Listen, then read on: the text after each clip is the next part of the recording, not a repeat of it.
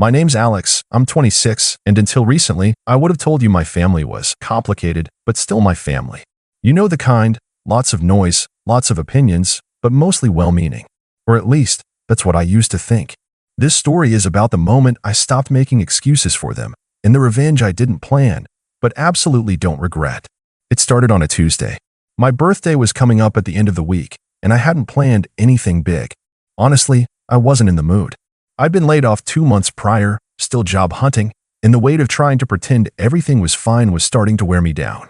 I live alone in a tiny apartment just outside the city, and while I've never been the center of attention type, birthdays always made me feel like I had to fake it more than usual. Smile. Pretend I was grateful for cheap cards with not-so-subtle digs about finding direction. Nod along as someone, usually my mom or my sister Ashley, made a comment about how maybe this will be the year Alex finally figures it out. Still, when my cousin Jenna texted me Friday morning saying the family had made dinner plans, just for me, I thought maybe, just maybe, it would be different this time. Jenna was one of the few people in my family I actually liked. She'd moved out young, worked her way through school, and didn't care about all the passive-aggressive dynamics that brewed between everyone else. So I figured, okay, I'll show up, eat a meal, play nice, and maybe duck out early if it starts to feel like one of those nights. I dressed decent but not too flashy, black jeans, a button-up, clean boots, and drove across town to the restaurant.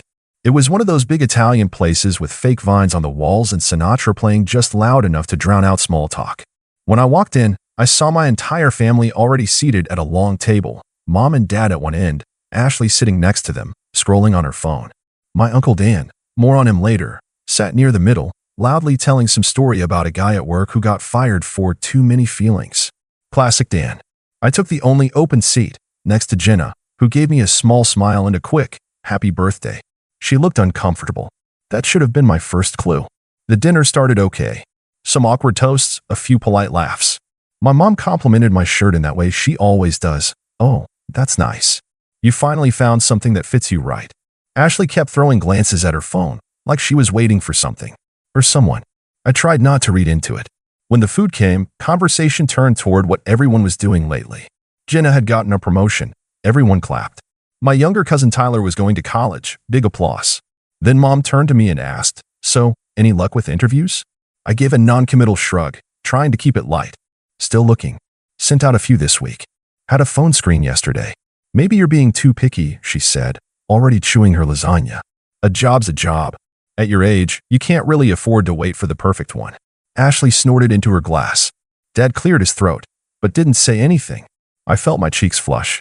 I wasn't looking for a perfect job. I was trying to find something that wouldn't crush my soul 5 days a week. Uncle Dan chimed in. "You know, when I was your age, I worked double shifts and didn't complain. There's no shame in hard work, Alex." He always said my name like it tasted sour. "You're not above it." "I never said I was," I muttered. Ashley leaned over with that syrupy voice she uses when she wants to sound sweet but means the opposite. "We just want you to stop floundering. It's hard to watch." Jenna gave my knee a quick squeeze under the table. I forced a smile. "Thanks for the support, guys." It was then that the waiter came out with the cake. A big sheet cake with white frosting, blue piping, and a single candle. Everyone started singing. I was trying to let it be a moment. Just a simple birthday song. Nothing dramatic. I blew out the candle. Then I saw the writing on the cake. Oops, still a disappointment. It wasn't even subtle. My name wasn't on it. Just those 5 words. In pink icing. For a second, I genuinely thought I misread it. I blinked, stared, then looked up. Everyone was laughing. Ashley practically choked on her drink.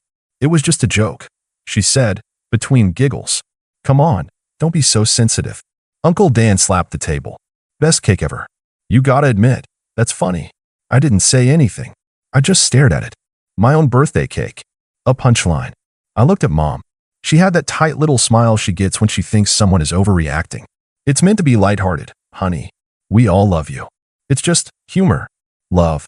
Right?" I stood up slowly, picked up my bag, and looped it over my shoulder. Jenna looked up at me.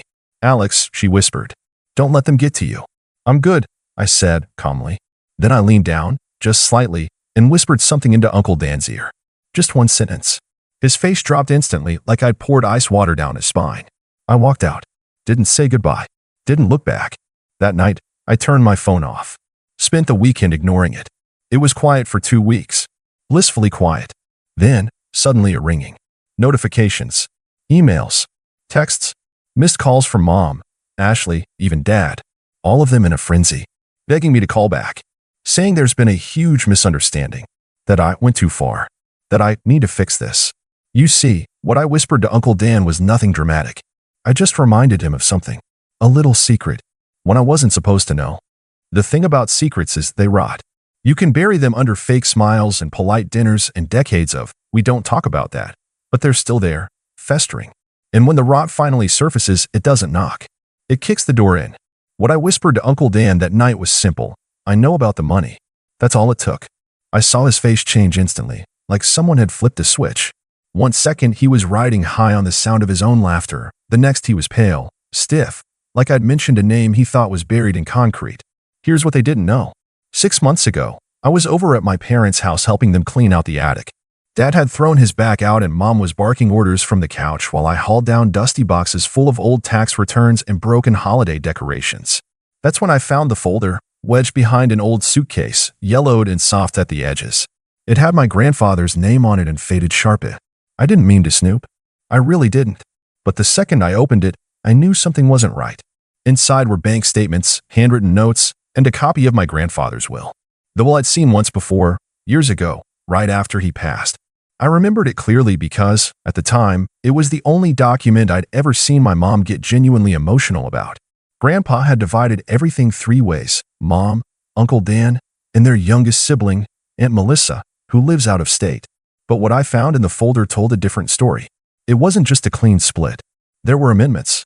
One specifically stated that Dan was to receive nothing if certain conditions weren't met. Grandpa had added it a year before he passed away, after Dan had borrowed a large sum of money from the family business and promised to pay it back within 6 months. According to a letter in the folder, written by Grandpa himself, Dan never paid a cent. So the amendment cut him out. Period. It was signed, notarized, legal. But when Grandpa passed, Dan did get money. A lot of it. In fact, according to the bank statements, he'd been wired his third within days of the estate settling. I'd stared at the documents for over an hour in that attic, trying to piece it all together. I didn't say anything to my parents. Not yet. I wasn't even sure they knew. But I took pictures of everything. Every page. Every note. And I waited. Now, if you're wondering why I kept that to myself for so long, the answer is simple. I didn't think it was my fight. I wasn't part of the will. I wasn't owed anything. It was old family business, and I figured if Mom or Melissa ever dug it up again, they could deal with it. But then they gave me that cake. The smug laughs. The condescension. The years of being their emotional punching bag brushed off as jokes or tough love. I realized something in that moment. They didn't just look down on me. They needed me to stay beneath them. As long as I was the disappointment, they didn't have to look at their own garbage. So I whispered those 5 words to Uncle Dan, walked out, and let the rot do its thing. When the phone calls started coming in, I ignored the first few. Then one night, curiosity got the better of me. I picked up when Mom called. "Alex," she said, breathless. "Why would you say something like that to Dan? What's going on?" I stayed quiet for a second, then said, "I didn't say anything untrue." "You're confused," she snapped. "You don't know what you're talking about. Dan has always been generous with his family." I laughed, actually laughed. "Sure. Generous with Grandpa's money, maybe." There was a pause, long enough to make me wonder if she was going to deny it. But instead, she said something I didn't expect. "You don't understand what that money meant to him." That told me everything. They knew. At least, she did. Maybe not all the details. Maybe she'd been told a half-truth, or maybe she helped cover it up. But her tone wasn't shocked, it was tired. Defensive. Like this was an old wound that had never healed properly. I hung up. A few days later, I got a call from Aunt Melissa. She never calls. Not for birthdays. Not for holidays. But now she was calling me at 10 at night, leaving a voicemail that started with, "I heard from Jenna that you said something at the birthday dinner. Is it true? Please call me." Jenna, bless her, must have told her everything.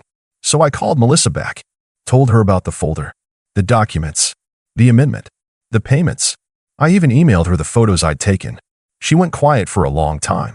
Then she said, "I knew something didn't add up. When the estate was settled, Dan suddenly bought that lake house.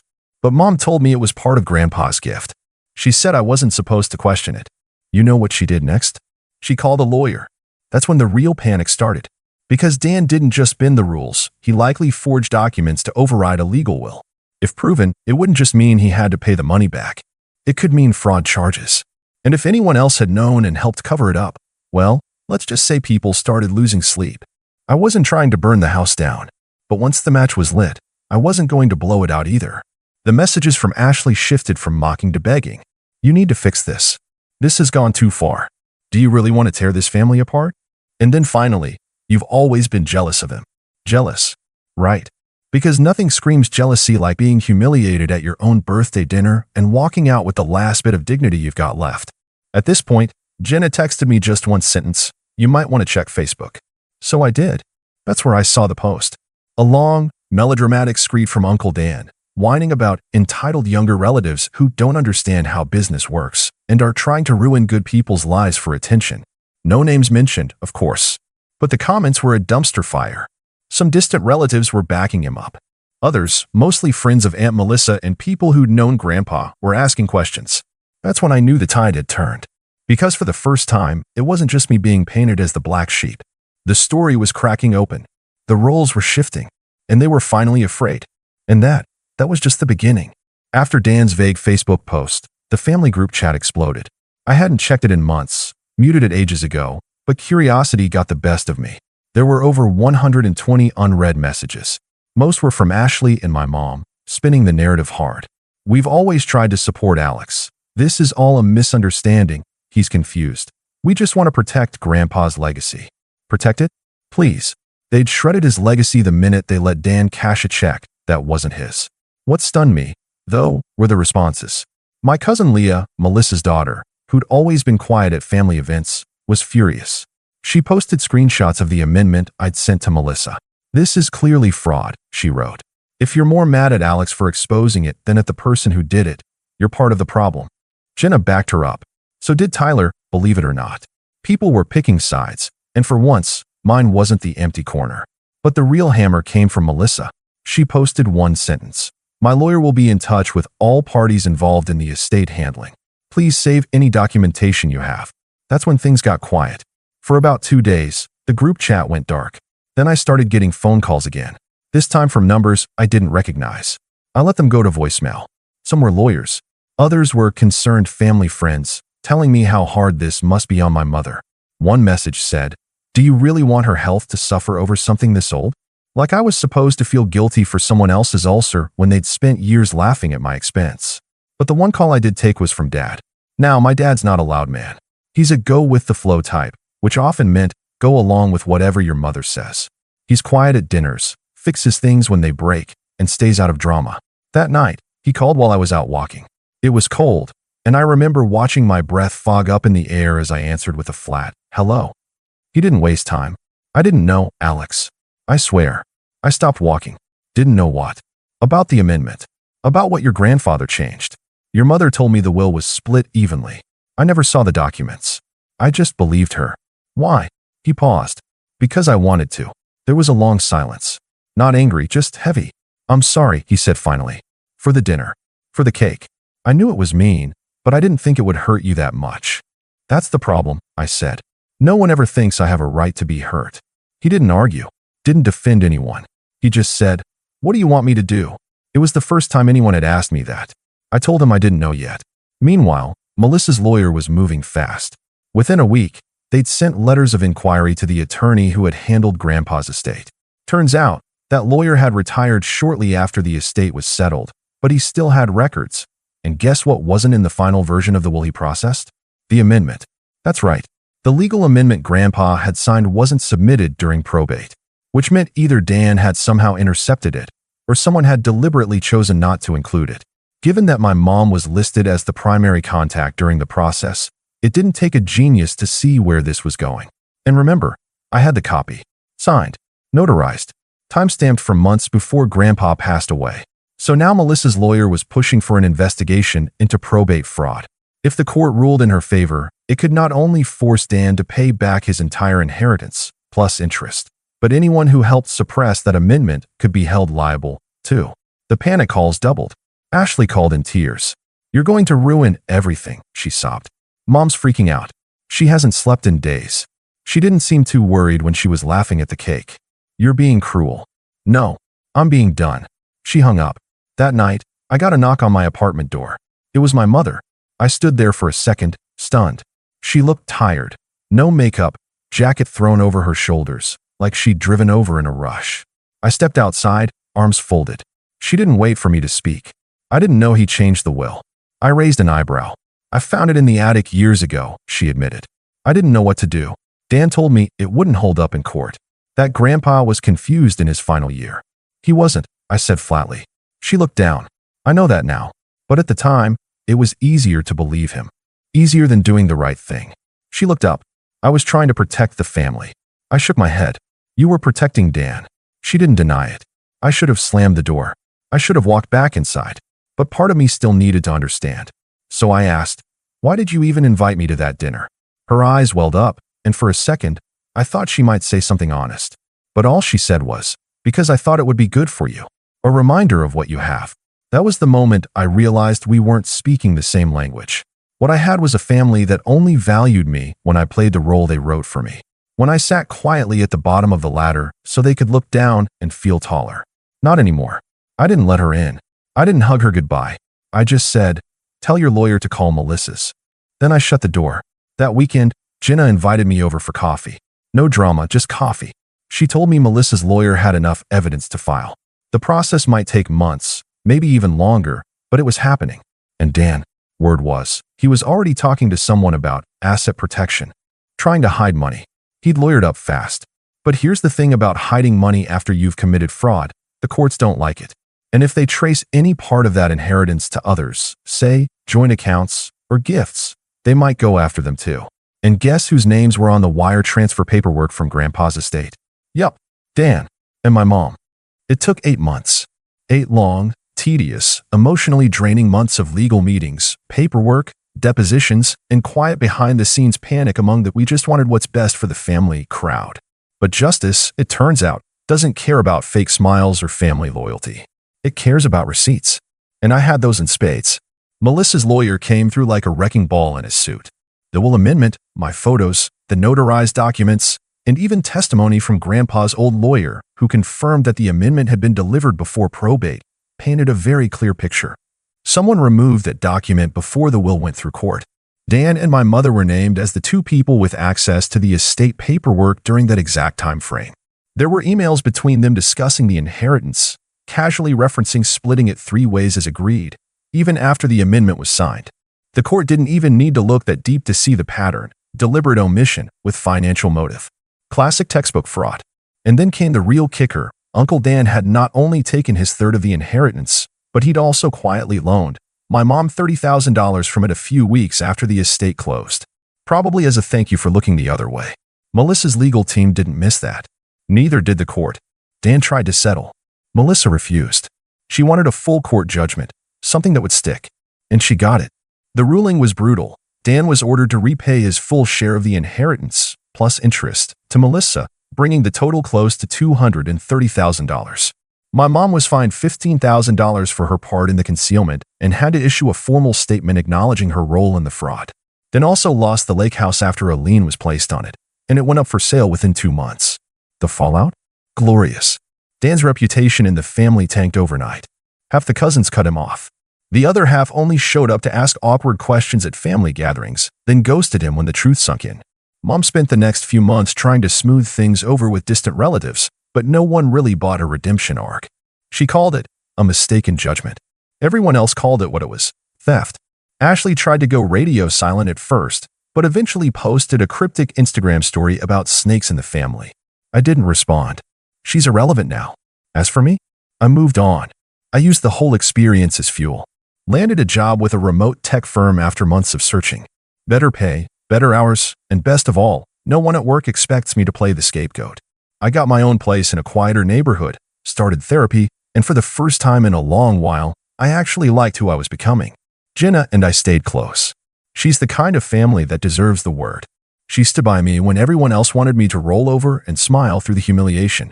We laugh about it now, especially the cake. She even got me a new one this year. It said, "Oops. Turns out you were right." Melissa? She and I talk regularly. She told me once that if I hadn't spoken up, Dan would have gotten away with it forever. That Grandpa would have been disrespected by the very people who claimed to honor him. She thanked me for protecting his memory when no one else had the spine to. And my parents? I haven't spoken to my mother since the ruling. Not once.